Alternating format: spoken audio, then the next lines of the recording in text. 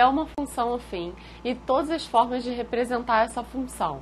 Como identificar e construir os gráficos da função afim, o que é o coeficiente angular, coeficiente linear, zero da função e taxa de variação, identificar se a função é crescente ou decrescente, resolver sistemas através de gráficos e também as inequações do primeiro grau. Então vamos começar. O que é a função afim? Beleza. Função afim é a função definida por uma expressão do primeiro grau. Dá só uma olhada aí no diálogo. É representada na forma f de x igual a ax mais b. Dá uma olhada aí nos exemplos, olha só. Primeiro, f de x igual a x mais 1.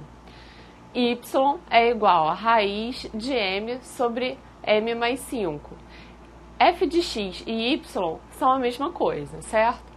Então vamos lá, como é que a gente reconhece o gráfico de uma função afim? Muito fácil, a função afim, o gráfico dela é sempre uma reta. Dá uma olhada só aí no exemplo.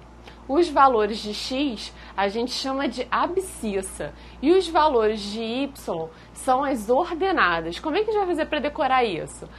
X são as abscissas e a outra são as ordenadas, certo? E como é que a gente vai fazer então agora para construir o gráfico da função afim?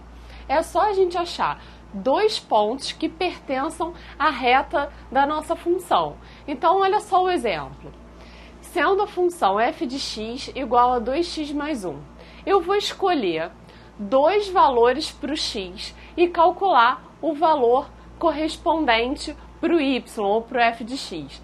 Então, os primeiros valores que eu escolhi foi 0 e 1. Então, eu vou substituir lá na função, f de 0 é igual a 2 vezes 0 mais 1, substituir o valor do 0 no lugar do x, e achei que f de 0 é igual a 1.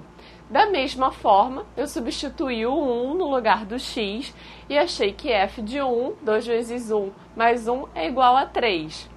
Então, agora eu tenho os pontos 0 e 1, quando x é 0, o y é igual a 1, e quando x é 1, o y é igual a 3. Então, agora eu garanto que esses dois pontos pertencem à reta da função.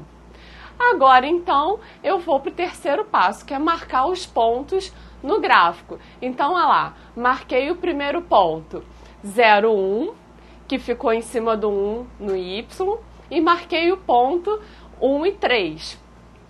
Agora eu vou fazer o quê? Ligar esses dois pontos. Pronto, tracei a reta ligando os dois pontos e esse é o gráfico da nossa questão. Conseguiu entender? Então tenta fazer esse exercício aqui sozinho. Ele quer que você construa o gráfico dessa função aí. Y igual a x menos 1 sobre 2.